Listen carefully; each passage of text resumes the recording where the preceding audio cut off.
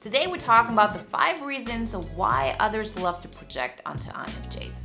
Projection is something that we talk about a lot in psychology, right? It's all about I can't deal with my own pain, so I'm projecting it onto other people. I can deal with certain aspects of my personality, so I'm projecting it onto others. But it is so much more than that. It really is about saying, okay, this is how I see my life, and I automatically assume that other people see it the same way.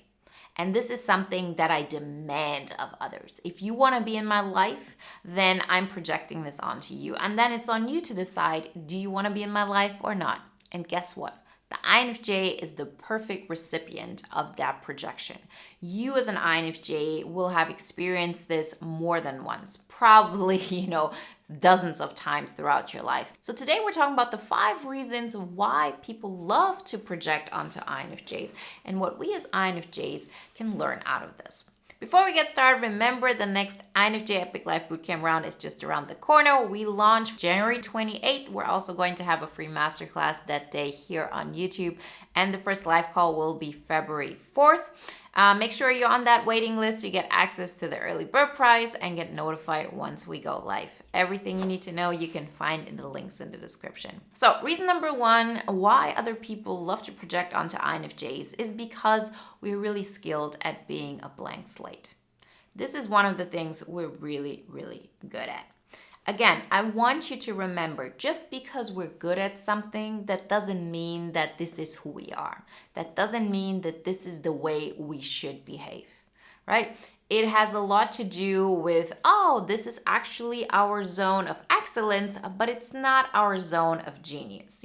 These are some expressions that come from the book, The Big Leap.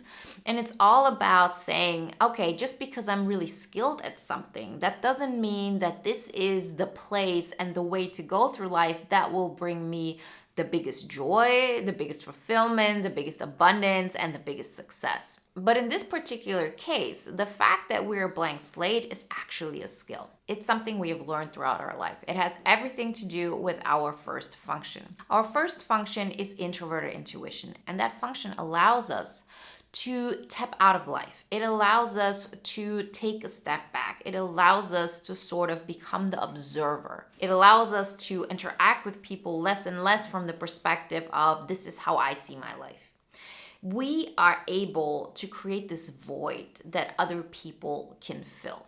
Because for other people, very often it seems like they have so much power to exude. They have so much energy within them that they want to get out. But everybody around them tries to push themselves out as well, right? Especially if you're not in a position where you've gotten to a place where you say, okay, everybody can exude themselves because it's all about abundance and I'm choosing myself. And in the end, there's always infinite space and you can take up as much space as you want and you're not pushing anybody out. But in most cases, people are not at that place yet. People are still in a place of, okay, this is the box I live in. There are those unspoken rules that I feel I have to live by in order to be part of society, to play the game, and I don't feel like there's another choice. So if you're playing that game, of course, there is not space for you to take up because, it just isn't allowed. Like you have to compromise in so many ways. And then the INFJ shows up in your life. And the INFJ sees you for the first time. The INFJ actually makes space for you because the INFJ is able to, hollow themselves out. They're saying, okay, who I am, what I do doesn't really matter at that moment. Because what I'm really concerned with right now is allowing you to be more of who you really are. I'm not judging you. I'm allowing you to be who you are. And that is one of those skills of the INFJ. We're so great at being this blank slate. And if you are this blank slate, you are allowing people to project onto you. You're allowing them to say, that's how life is supposed to be. And I see you don't have anything that goes contrary to what I'm saying, right? Because we have hollowed ourselves out. So they automatically assume we're the same way. right? So remember, this is one of our greatest skills. It's not our place of genius. Please don't be a blank slate all the time. It's okay to be this way when you want to help people in certain situations here and there, but make sure that in your life, you are taking up your space. You are exuding yourself and you are filling your cup up with who you are. The more you do that, the less people will see you as a blank slate. So there is a price to pay. We have to very often give up this skill that, is part of our area of excellence in order to get to our area of genius. Reason number 2 why people love to project onto INFJs is because we make them feel safe. It's one thing to, hollow ourselves out and allow people to be as big as they possibly can energy-wise.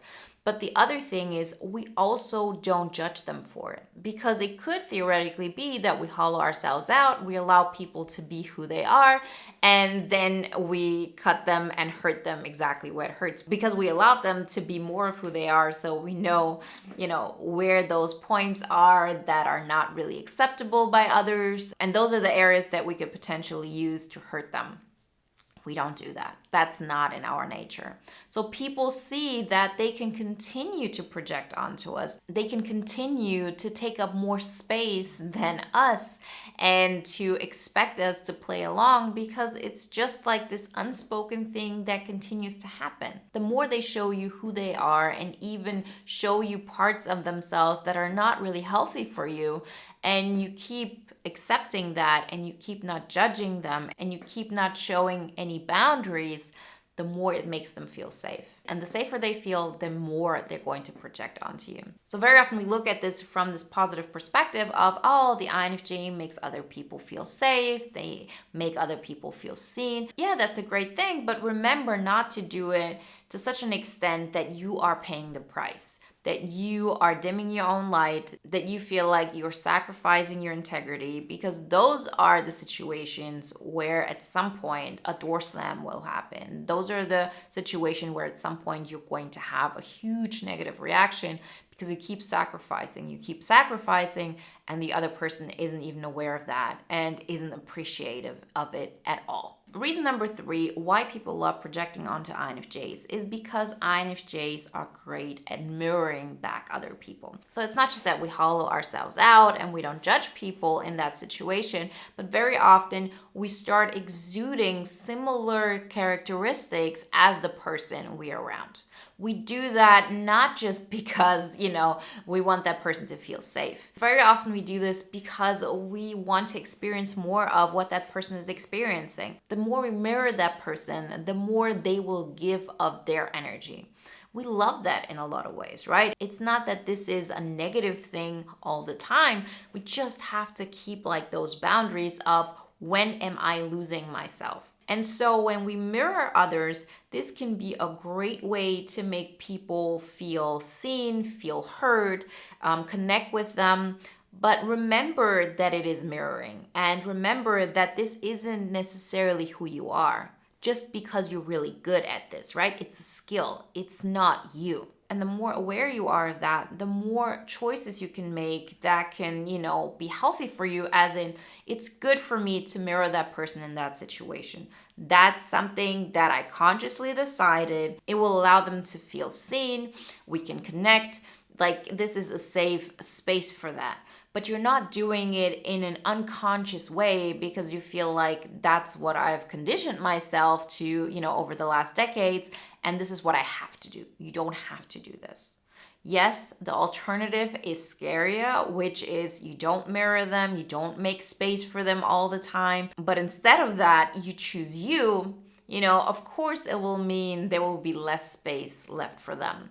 But it's like saying, okay, I'm not going to breathe air because I want other people to breathe it if you're in this contained area where there isn't enough. You first have to make sure that you're good, that you can survive, that you're not just at this level where you keep your head above water, using all your energy just for that, and everything else you're giving to other people. Get yourself to a place where you thrive, where you love life, and you'll see how you will have more and more energy, and you'll actually be able to help people on a much bigger scale. Reason number 4 why people love projecting onto INFJs is because INFJ actually reward projection. This is something we do unconsciously most of the time, right? It's not like we go out and we say, oh, that's that person that loves to project onto me, and I actually love it. So I'm going to encourage that. I'm going to be extra kind to them. I'm going to be extra nice and attentive once they do, so they do more of that because I want to keep suffering. Right? That's not how this happens. But we have to look a little bit deeper and understand, yes, we very often reward that because the moment that person projects onto us, the moment they show more of who they are, we actually get more attached. We actually enable their behavior. As an imagine a person who continues to, roll around in their own misery, and you continuously go into the trenches with them. You're like, yeah, I see how much you suffer. I'm there for you. Poor you. That kind of mentality, instead of saying, look, let's look at it this way. Life can be great. This is what we can do. This is amazing. This is what brings joy to me. And that might encourage that person to find that joy within themselves as well. But very often we don't do that, because the moment that person projects onto you, it makes it easier to get attached to that person. The easier it is for you to not get abandoned. Remember, psychologically, we all fear abandonment. We all fear that we're not good enough. We're not lovable enough. We have to work towards an even deeper level that is really full of self-love. But on some level, we have those doubts. And we feel, if I make it easier for them to project onto me, then they cannot live without me. They need me in their life because nobody else could make them be able to do that like I can. And so on a subconscious level, we emotionally reward that kind of behavior by being even extra nice to them, by looking at them even more, by going deeper into their world. So this is one of the reasons why people love to project onto INFJs, because we actually reward them in a way where they want it even more. And reason number 5 why people love to project onto INFJs is because INFJs seem harmless. We don't show to people what we're able to do psychologically. If you have the strength to allow people to project onto you in this kind of way, to hollow yourself out, to, take a step back and let them shine, like, this requires a lot of psychological strength. That's why I always say we have so much power in that we feel the only way it would be fair to go through life is to give the bare minimum to us so we can, keep our head above water barely, and everything else we give to others. And we continue to do this until the person wants more and more. And, you keep on giving and there is no appreciation for it. There's no gratitude. There's no respect. And they keep on taking and taking. And they keep doing this until the INFJ just, can't handle it anymore. And that's when we react in this really intense manner. And this is, those situations where we either door slam or we hurt a person in a way that is so harsh that it even hurts us to do that. Right? And very often once the INFJ does that, it's like, I never want to be in that situation again because it was so painful and so uncomfortable.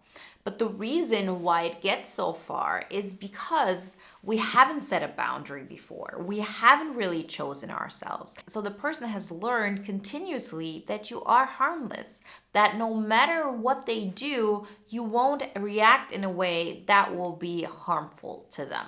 Of course, this is just an illusion, because if you're able to sacrifice so much in order to make another person comfortable, you also have the strength to hurt them immensely, psychologically speaking. But the thing is this, we don't want it to get this far. Very often we say, we want people to get it by themselves. Why are they projecting onto me? Why are they using me? I want them to appreciate me without me having to tell them. And then I would feel good about myself because they have recognized everything that I'm doing for them. And finally, it will pay off in some kind of way, right? Not just in a way of, I'm helping them, but also there will be some kind of appreciation. That's not how it works. It's not that other people are bad or the people who are projecting onto you have bad intentions towards you. It's just that they can't help themselves. They're looking for an easy outlet like we all are, because we're all looking for the easiest path.